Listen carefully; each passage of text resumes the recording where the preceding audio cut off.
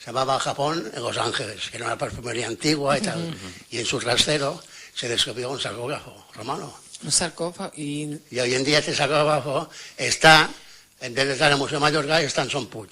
Son Puig y la antigua tele del Consell Insular de Mallorca. ¿No estaba vacío o estaba vacío? No, no estaba vacío. Había... Pau, es que si no, no nos dejan hablar, o no te dejan hablar, mejor dicho.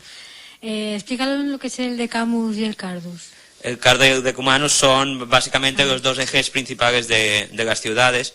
En el caso de Palma es, los dos ejes principales básicamente que uno perpendicular al otro y serían las dos calles principales, ¿de acuerdo? Todas las ciudades romanas tenían una estructura muy bien planificada, los romanos en ese sentido eran muy cuadriculados y antes de crear de desarrollar urbanísticamente una ciudad ya sabían cómo se desarrollaría y ya se fijaban con mucha antelación, se fijaban por dónde transcurrirían las calles en función de estos dos ejes principales que es el Cardo y el Decumanus. Uno era de este a oeste y otro de norte a sur. Sí. Y en el caso de Palma más o menos se puede entrever en alguna zona, lo que pasa que también es difícil porque, claro, como el urbanismo se ha desarrollado tanto, quedan muy pocas evidencias del pasado romano.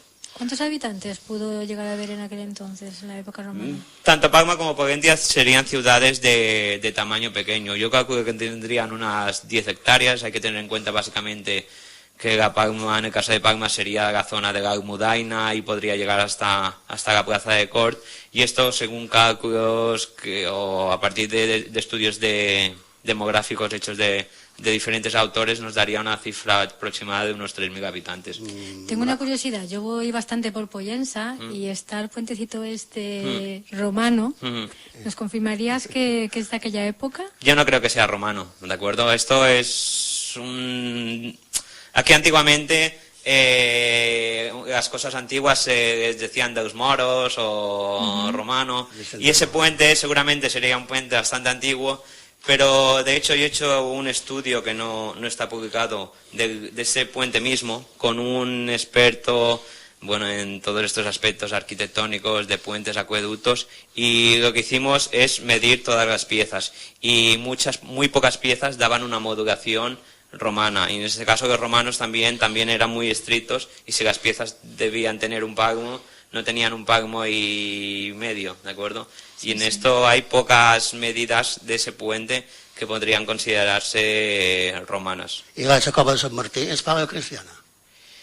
¿De dónde? ¿De Vilafranca? No, de Alcudia. En eso tampoco es difícil saberlo. Porque también la leyenda urbana en Alcudia te dicen que allí se escondían los cristianos y tal. Sí, pero seguramente que se escondían... Eso yo no lo pondría en duda, pero la mayoría de estas cuevas tienen su origen en la prehistoria, pero después han sido reutilizadas y hasta que no se hagan una excavación sistemática. La media temporaria ya hacían rituales temporarios y todo eso. ¿Y hablando de excavaciones, en cuántas has participado? Bueno, yo me considero más historiador que no arqueólogo. He participado en algunas excavaciones, sobre todo en la que más... orgulloso me siento es haber participado en las excavaciones del Monte Testaccio en Roma, que es como si hoy fuéramos al basurero de Son Reus y excavar un basurero. ¿Qué pasa? Que en época romana no se generaba basura a excepción de ánforas y cerámicas. Claro. Y esa montaña, porque hoy en día es una montaña que es un vertedero, era un basurero de ánforas que todo el aceite que llegaba a Roma... Pero muchas, ¿eh? Yo lo he visto en televisión y eran, pero montañas de cerámica. Es una montaña de 1 kilómetro de perímetro y 50 metros de altura y he podido excavar allí durante 8 años. O sea que, por ejemplo, en el Puig de Sant Pere, cuando se hizo la reforma, se encontraron pous negres. Los pous negres son vertederos. Hoy en día se te rompe un plato y lo tiras. Y antes lo tiraban en el suelo y claro, 500 años después esto era... un testimonio de aquellos tiempos. De cómo, exacto. El plato que se ha roto dentro de 500 años. De la artesanía de aquella época, exactamente, ¿no? Se puede, igual que en Sineu, el padre, el párroco que había en Sineu, allí el que descubrió tantos fragmentos de cerámica, hace unos años, que las tienen en cajas. Sin catalogar mucho, porque es inmenso que tiene. Sí, en general se encuentran muchos vertederos y eso. Y yo me siento orgulloso de haber excavado allí en Roma, aparte de haber excavado en la ciudad eterna. Eso es... Bueno, de Roma al Islam, tu libro. Y bueno, ya hemos hablado un poco de los romanos. Ahora háblanos un poco sobre... Bueno, esa es la época que peor se conoce, una vez que Roma, en primer lugar, se divide en dos mitades y después van cayendo la mayoría de territorio romano, y por la entrada de los pueblos, a mí no me gusta decir bárbaros porque estaban tan romanizados como los mismos romanos, los pueblos germánicos, y en el caso de Mallorca, en el 455 llegaron los vándalos. Aquí en Mallorca no, es una cosa que se tiende a confundir, nunca hubo una dominación visigoda, ¿vale? Primero estuvieron los vándalos del 455 al 533, y después hubo una vuelta un poco al pasado romano, porque con Justiniano quiere un poco recuperar el esplendor romano, y Justiniano era el emperador de Bizancio, el emperador de la Roma oriental, y las Baleares del 533 vuelven a la órbita un poco así romana. Pero vaya, son épocas que conocemos poco. Pau, antes de que eran los romanos, ¿qué asentamientos había aquí? ¿Se tiene algún...? Antes de los romanos, sí, antes del 123 se había desarrollado la cultura tagaiótica con sus grandes construcciones y también una cosa que se infravalora mucho es el pasado púnico, y después también fenicio púnico, y el pasado griego, que podría haber habido también algún, no digo población estable, pero sí muchos contactos a nivel comercial. ¿Y se sabe si manejaban alguna escritura, algún idioma esas culturas? En el caso de los indígenas tagaióticos, no creo, o no se tienen evidencias de que desarrollen una escritura alguna. Algún sistema deberían tener, y sobre todo por influencia de los otros pueblos del Mediterráneo, que sí ya controlaban sistemas de escritura. Pero hay evidencia escrita. Las primeras evidencias escritas aquí se puede decir que son a partir de época romana. Y de la época visigoda no queda nada, ningún resto. No, sí, de vándalos. Lo único que yo conozco es el incensario de Uboña. Sí. De Uboña es un incensario que para un ritual. Es lo único que queda. Sí, de época vándaga y bizantina quedan pocas cosas. No.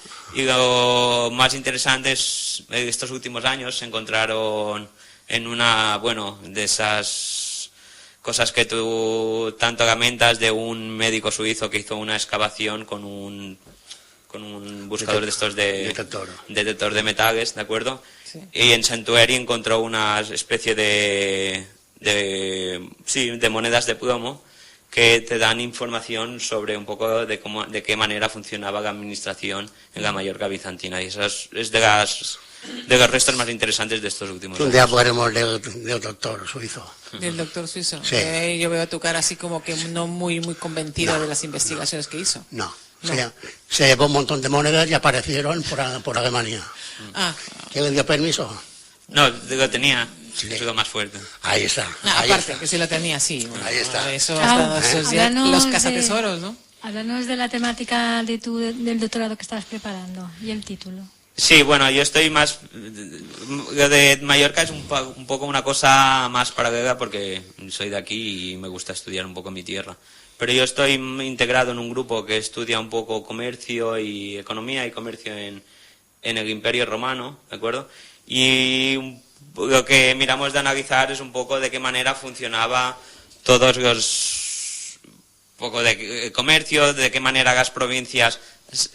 unas provincias se abastecían con productos de otras provincias un poco, y en mi caso lo que estoy estudiando es de qué manera se abastecía el limes o los soldados que estaban en el limes germánico, y sobre todo de qué manera muchos productos hispánicos, aceite, vinos, salazones, llegaban a los soldados que estaban acantonados en el limes germánico.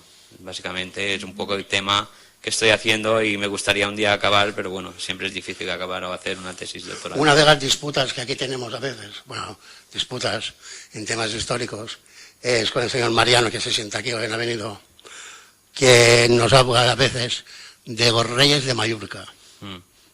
No ha habido ningún reino de Mallorca. Era una taifa, ¿no? Sí, bueno, supongo que se refiere a...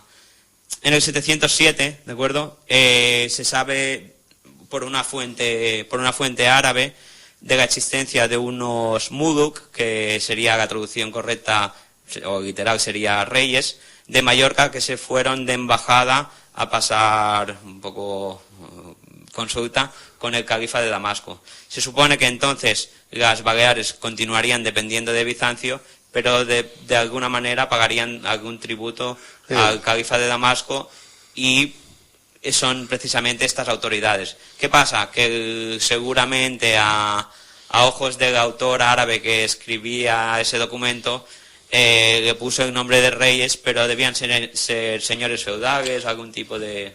O alguna moraship, sí, como de Menorca. Sí, sí. Y en Mallorca habría varios. Es que, por ejemplo,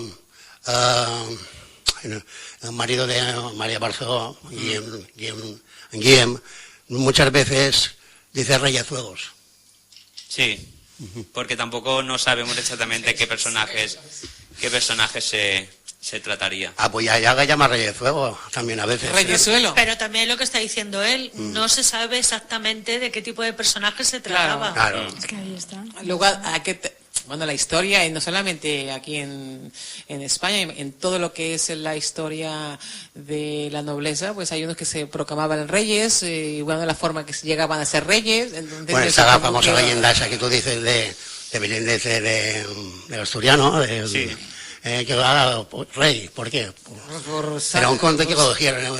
Sí. Luego decían que venían, ya sabes, ¿no? Que eran de la divinidad y descendían, bueno, vaya historias que hay. Muy ¿no? anterior. Por eso, ¿no? Te comento de que de historias hablamos de reyes. Sí, pero más o menos este contexto de la aparición un poco de, pues, no me gusta hablar de feudalismo, pero un protofeudalismo, un poco de la configuración.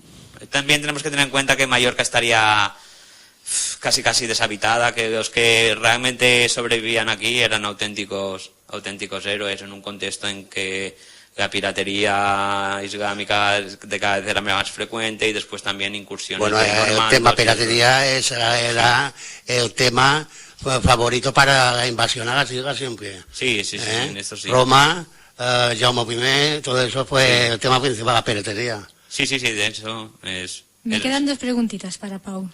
¿Me da tiempo? Claro, son todavía hay 50, hay 10 minutos. Pensaba que era más... Bueno, proyectos actuales o... Bueno, actuales ya lo has comentado un poquito, y para el futuro, para más adelante.